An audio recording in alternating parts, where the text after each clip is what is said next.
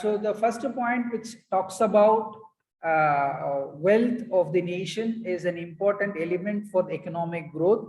And second point is Varta. Varta is a Sanskrit word which talks about the ancient thinkers used the word Varta to mean the science of national economy. Science of the national economy, which includes all the agriculture, the contribution of commodities produced from agricultural sector, agricultural allied activities, animal husbandry, and trade. So Varta means it's a kind of a trade which has happened due to the production of agriculture and animal husbandry. Then third important contribution of Koutilya was agriculture and animal husbandry is an important component of growth and trade. Trade and growth. So if the economy wants to grow in such a manner, so they have to follow the production of agricultural commodities and the production of animal husbandry. And with respect to the labor, since we all know from mercantilists, physiocrats, even Karl Marx, they have elaborated the value of the growth. Even Kautilya's Arthasastra is also contributed to talk about the labor force participation. So the Manu and Kautilya was the olden Sastras authors. Manu Sastra and Kautilya's have dealt with the methods for the regulation of wages. Even how the Karl Marx has asked for the regulation of the wages and has talked for the exploitation of labor in such a manner. This traditional Sastras was also talked about the regulation of wages for the labor force in the country. And for the settlement of disputes between employers and workers will also be talked about, in a major important line, because the labor is one of the important factor which contributes on the output of agriculture and animal husbandry, so that the labor should get the an appropriate wages, and there should not be any disputes between laborers and workers. And there are so many policies related to the disputes of labor and workers was also mentioned by Kautilya in his Arthasastra. And the fifth one, and another important one, trade. So the with respect to the trade, he talks about gold and bullion was regarded as a means of producing the wealth, as it is also a resemblance of mercantilism, because with respect to the trade and the economy's wealth has been evaluated on the basis of the gold and bullion.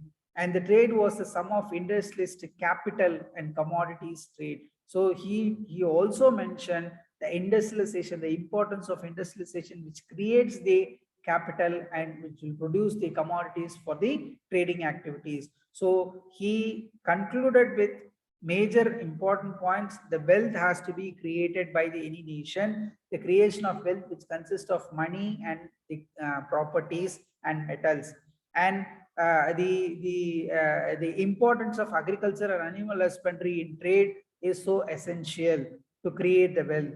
And the labor force is also an important criteria in the production of agriculture and agricultural allied activities and animal husbandry, because we need to have a good potential of labor force to create our output in a greater manner. So, so for that purpose, the regulation of wages and providing appropriate wages for the labor force is so important, and there should not be any disputes or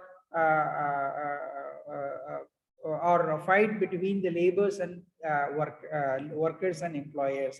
And the trade is an important component of the economic growth by accumulating the wealth through trade. And the trade requires most of industrialization, and industrialization will produce commodities for the trade between the countries. So these are all the important elements of Koutilya. The fifth point, which says about trade. And the sixth one is about the value and utility. Value and utility, even the many authors, they have talked about what is value and what is the evaluating the commodities, how we can evaluate the factors of production. So according to him, the value in the sense the cost of producing the commodities, and the utility is derived from the consumption of the commodities. That is also two things, even four things we can take: value, cost, pricing of commodities, and utility derived from the commodities consumed. These are all important elements of economics. We all know, even they also talked about these important variables. And population, the population is another important criteria for the development. If the population increasing, the per capita income will decline. If the population is keep on increasing, the workforce population is not increasing, that will also create some issues. Even Malthusian economic theory also, Malthusian population theory also, we have discussed the growth of the food crops and the growth of population. If you see, the growth of population is going so faster, and growth of food production was growing very lesser. So comparatively, we can able to get the chances of shortage of food crops because of the population is growing so faster.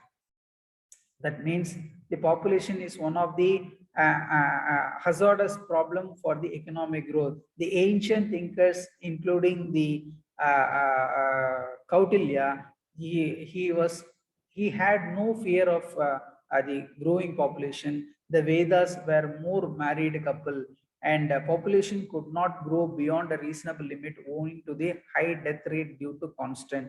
So, but that is with the contrary with the Malthusian theory, what Kautilya has told, the population is not the important element for affecting the economic growth, because the population is growing in such a manner, the death rate is also going in a faster or constant way, so that we don't have any issues of overpopulation. And slavery system in ancient India, a slave was treated as a member of the family and not asked to do regarding work. A slave was a hereditary domestic servant. So slavery system was one of the integral part of their family, and slave means they won't ask them to do such kind of degrading or undecent works. So they will be treated as one of the family member according to Kautilya. So welfare of the state is another important component, that is the how the king of a country will provide various welfare schemes to their people with respect to the freebies, providing a tax concession, providing lesser taxes, and providing taxes for on the basis of their potential to pay. And these are all the welfare measures has been taken in the traditional and the ancient period. And the planning and social security is also another important contribution of Kautilya's. So the town planning, how the economy has been planned with the appropriate economic necessities, and making the defense national defense, and providing the careful planning for employment, sanitation, and providing the social security. These are all also was there in the ancient period. And most probably the Kautilya believed that it was the prime duty of the government to set up charitable institutions and providing better houses for the poor people.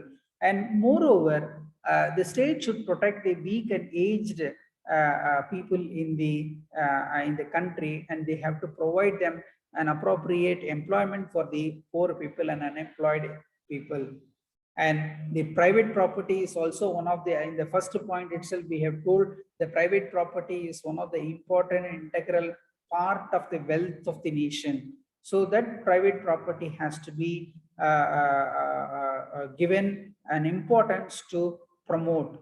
And ancient economic thinkers supported the institutions of private property, such as these movable and immovable properties. Movable properties means the properties like gold, silver, and even whatever is having the even intellectual properties, ideas, books. These are all to be protected. And the unmovable properties like land, building, so that is also to be protected, and that has to be enhanced for the purpose of productive activities.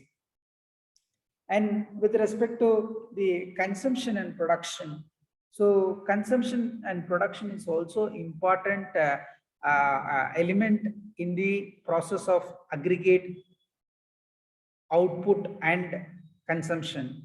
So the aggregate consumption and output, I mean production, has been that has been formulated with the help of the Sanskrit words. The consumption should have four ideas, namely dharma, that means it should have a moral value.